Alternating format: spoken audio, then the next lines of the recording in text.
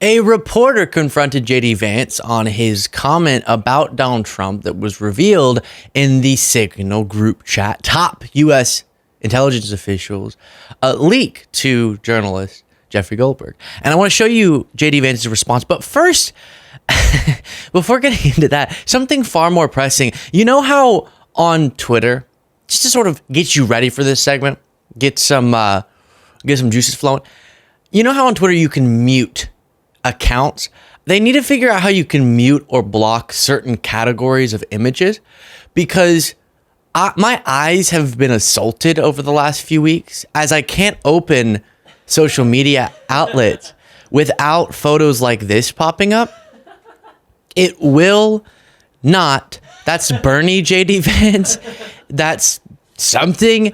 It's every time I go on X, I see that's Kim Jong-un JD Vance. That's no face JD Vance. That's another JD Vance, maybe the most iconic one. And then I don't even know what this is. Get it off my feed. Get it off my feed. Anyways, now you won't be able to unsee those faces when you see the real JD Vance and his response to this question, where he humiliatingly decides to obfuscate and distract from the fact that the reporter correctly assesses what JD Vance said in these texts. Listen to his response, and then I'll show you the text itself. If you appreciate the show, by the way, please do click the subscribe button. John Parkinson with ABC News. Thanks for bringing us along on this historic trip. I wanted to ask you about last week's news with the Atlantic. We've had a couple questions on Greenland. I feel like you've answered that. But I did want to ask, did you express your concerns to the president that you were opposed to the Houthi strike? And also, what did you mean when you asked, or when you said in that thread that the president wasn't aware that his directions for Yemen were inconsistent with his message on Europe? Well, I didn't quite say that. I think that's a slight misunderstanding of what I said. But we've talked, of course, in the American media about... Okay, let me play the full response. But first, let me show you what it is that he said. Quote, he's texting this to Trump's other top officials. I'm not sure the president is aware how inconsistent this is, referring to the Houthi strike, with his message on Europe right now.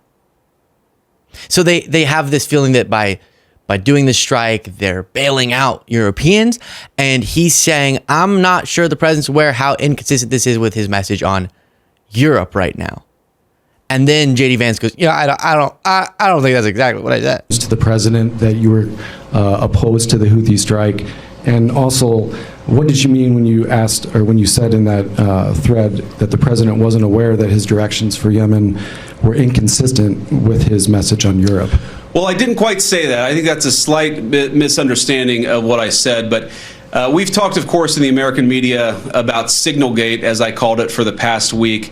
And here's what I told the president and the entire national security team is that, yes, it is in the interest of the United States of America to preserve navigation. Yes, it is in the interest of the United States to kill terrorists who are preventing navigation in the Red Sea. But we got to make sure that we do it right. We have to be careful. We have to make sure the timing is right. And of course, what that leak revealed, I think, is a private communication between the president's senior advisors about how best to... And now the clip is not one. There's too many.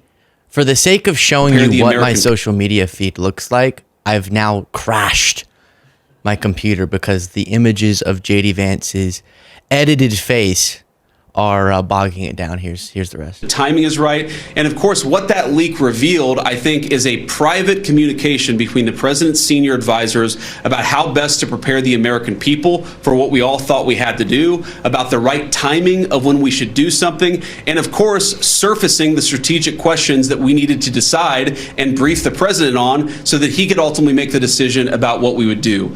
What I saw in that Signal chat, and of course, what I've seen in the president's senior national security team, is that sometimes we all agree and sometimes we all disagree, but it's important that we all have an honest conversation amongst ourselves and with the President of the United States about what we think is the best interest of the national security of the United States of America. I support the President's decision to strike the Houthis. I always supported the President's decision to strike the Houthis, and I support the national security team having the argument about how best to serve the American people. Yeah, so it's so embarrassing. That's not, I mean, he's just rewriting following what happened, he was obviously more opposed, but then said, I can get on board. And that's where the whole Hegseth, yeah, I hate the Europeans too comment came, but I think we should do this.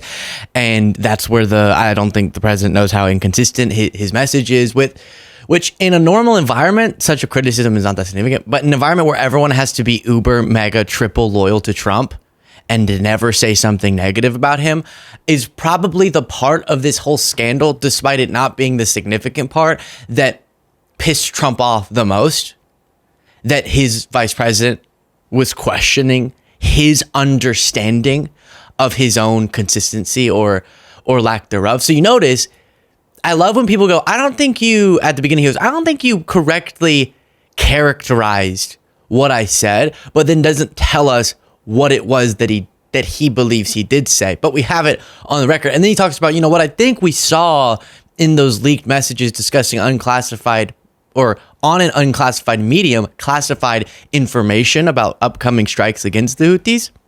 I think what people really saw was that Trump's team is very competent and we have thoughtful dialogue about what we're about to do. But see, the problem, JD, is we're not supposed to see such discussions.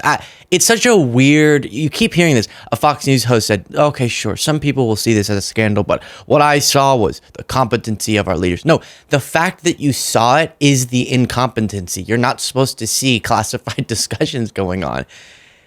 Meanwhile, the New York Times reports that while Trump is pretending to not be concerned by this and stand by, his national security advisor, Mike Waltz, who's kind of at the center of this, he's the one who said that and we're going to see the author dispute this in a second in a really funny way, but that the journalist's number got sucked into his phone majestically, magically, inexplicably, and he doesn't know how his number, the journalist, it's not like he put the number in his phone, it like somehow magically got put in there. And he's saying that because he doesn't want people to know that maybe he's been leaking information or talking to liberal journalists, and that's something the MAGA base would be upset with. And so Trump, New York Times reports, is actually laboring over whether he should fire Mike Waltz. For much of this week, President Trump was consumed by a single question. What should he do about his national security advisor, Mike Waltz? Quote, should I fire him? He asked aides and allies as the fallout continued over the stunning leak of a Signal group chat set up by Mr. Waltz, who had inadvertently added a journalist to the thread about an upcoming military strike in Yemen. In public, Mr. Trump's default position has been to defend Mr. Waltz and attack the media. On Tuesday, the day after Jeffrey Goldberg of The Atlantic broke the story about being included in the chat, the president said Mr. Waltz was a good man who had nothing to apologize for, but behind the scenes, he is expressing that he's unhappy with the press coverage and he's wondering if he should fire Waltz. Now, we come back to my favorite clip in the history of American politics, where Mike Waltz, the national security advisor, goes on Laura Ingraham and squirms his way into saying that somehow his phone, there's the phone, had a number sucked into it without him doing it. And then that number, after being sucked, got somehow magically put into a group chat. And in response, Jeffrey Goldberg says, that's ridiculous. Here's those two moments. I'm sure everybody out there has had a contact where it was said one person and then a different phone number. But you've never talked to him before, so how's the number on your phone? I mean, I'm not an expert in any of this, but it's just curious. How's the number on your phone? Well, if you have somebody else's contact and then then somehow it gets someone sucked sent in, you that it gets contact. sucked in. Jeffrey, what do you make of it? Gets sucked in. I'm gonna start saying this in the most random situations. Luke, I thought you said that you were going to eat more healthy this week. I know, I was, but then a cheeseburger, it just got sucked into me. I don't know how it happened. It just got sucked. Got sucked without my consent. I got burger raped. I don't know what to tell you. Somehow it gets someone sucked sent in. you that it gets contact. sucked in. Jeffrey, what do you make of those explanations? This isn't the Matrix. Phone numbers don't just get sucked into other phones. I don't know what he's talking about there. Very frequently in journalism, the most obvious explanation is the explanation. My phone number was in his phone because my phone number is in his phone. He's telling everyone that he's never met me or spoken to me. That's simply not true. I understand why he's doing it. But this has become a somewhat farcical situation. Yeah, farcical. One way to put it, so Goldberg saying the reason that he has my numbers because he knows me, and he's denying that now. I'm not his mistress. He doesn't have to deny that he knows who I am. That is actually such a funny, like, a wife comes up, Mike Waltz's wife. How is this person under sexy girl on the side in your contact? It says Deborah in parentheses, sexy girl on the side. And you have all of these texts with her. No, I don't know how that got in my phone. You know how when you have someone's contact, but another, like that must have been a different Mike Waltz was talking to sexy girl, and it got sucked into my phone. So you got sucked by her? What? No. The number, no, honey, it wouldn't work there. It's not gonna work here, Mike. Meanwhile, Trump is winning more of his own golf tournaments. Republicans against Trump writing, oh, look, our incredibly productive president just won another golf tournament at his golf club. How pathetic. And there's a few pieces to this. He was playing around a golf with the president of Finland. But can we all just acknowledge, we don't even need to focus on anything other than, look at Lindsey Graham. Look at Lindsey Graham. Just everyone take a second. If you're listening to the podcast and you can't look per se, imagine you surgically remove someone's spine and soul. I don't know how you do that, but and dignity for a little bit, just so he can be not even next to Trump, but 2 people over from Trump. And there's this weird joy, but a joy that comes from a really dark place. You know what I mean? Like joy that is sad joy. This is the best that Lindsey gets now after deciding to hitch his wagon to the Trump. And Trump's looking very bleak as well. The president of Finland thinking, what did I get myself into? And they all won a tournament of their own making. Trump's very competent, as they keep repeating. Secretary of Defense Pete Hegseth had this brilliant moment. Bilateral Special Operation Forces training in the Batanes Islands. Did I get that right? Batanes, excuse me, Islands. That reminds me of Trump's speech at the Naval Academy where he went, the great Tecumseh. It's very embarrassing. And we talk about how they would often say about Hillary Clinton, if it were anyone but Hillary Clinton with the emails, and they would be suffering more severe consequences. Here on Morning Joe, an anecdote that depicts the treatment that people get when they're not Trump's top officials, but they do similar but less severe things, they see more severe consequences. Would start, and it wouldn't end very well.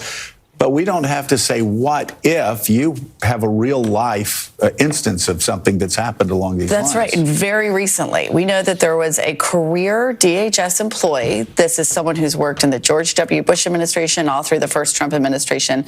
In the early days of this administration, accidentally put the name of a reporter on an internal email. You know, sometimes you can populate when you're typing up names to go on an email that had details of a Denver ICE raid. Remember the Denver ICE raids that were coming up? We heard a lot of blame from Tom Homan and others that, it was media leaks. What happened is this email accidentally went out to a reporter. The official called the reporter, said that was a mistake, and the reporter agreed not to do anything. That was the end. Well, someone else copied on that email, told superiors. This career employee was immediately put on administrative leave pending investigation, asked to be polygraphed, asked to hand over her personal cell phone, and just in the last week has been told that her security clearance may be revoked, which would really keep her from working in this space for the rest of her career, even in outside of government space for the Homeland Security. So we have a real life example. First of all, that was law enforcement sensitive information, not classified, but a real life example of exactly how this administration treats an inadvertent leak of information. And you can see the difference when it's a career person and someone who most people would not know versus someone like a Pete Hegseth or a Mike Waltz. So in a worse situation, there's going to be less consequences for these folks, which is not how you lead by example. Share your thoughts in the comments. Support the show. Get the members only bonus show by clicking that join button below.